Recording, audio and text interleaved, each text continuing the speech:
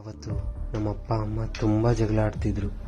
ಇನ್ನೂ ಚಿಕ್ಕವಳಾಗಿದ್ದು ನನಗೆ ಇದನ್ನೆಲ್ಲ ನೋಡಿ ಭಯ ಆಗೋಗಿತ್ತು, ಎಲ್ಲೇನಾದರೂ ಆಗ್ಬಿಡುತ್ತೆ ಅಂತ. ಆದರೆ ಒಂದು ಧೈರ್ಯ ನನ್ನ ಹಿಂದೆ ಇತ್ತು, ಅದೇ ನಮ್ಮಣ್ಣ. ಅಣ್ಣ ಹೇಳೆ, ಬೇಗ ಬಾ ಅಣ್ಣ ಮನೆಗೆ, ಅಪ್ಪ ಅಮ್ಮ ಫುಲ್ ಜಗಳ ಆಡ್ತಿದ್ದಾರೆ ಅಣ್ಣ. ಅದಕ್ಕೆ ನಾನೇನೇ ಮಾಡ್ಲಿ ಅಣ್ಣ ನೀನಿದ್ರೆ ಒಂಚೂರು ಭಯ ಅನ್ನೋದಿರುತ್ತೆ ಅಣ್ಣ, ಮಗನ್ ಮುಂದೆ ಹಿಂಗೆಲ್ಲ ಆಡ್ಬಾರ್ದು ಅಂತ.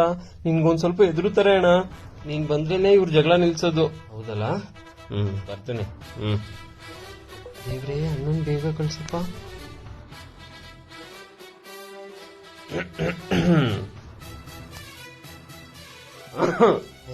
ಅಣ್ಣ ಬಂದ ಬಂದ ಊರೂರ್ ಸುತ್ಕೊಂಡ್ ಬಂದ. ಈಗ ಬಸವ ಇವಂದೇ ನನ್ಗೆ ಟೆನ್ಷನ್ ಆಗ್ಬಿಟ್ಟಿರೋದು.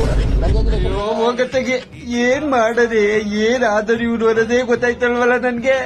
ಲವ್ ದರಿದ್ರದವನೆ, ಅದ್ ಹೆಂಗ್ ಜೀವನ ನಡೆಸಿಲ್ಲ ನೀನು.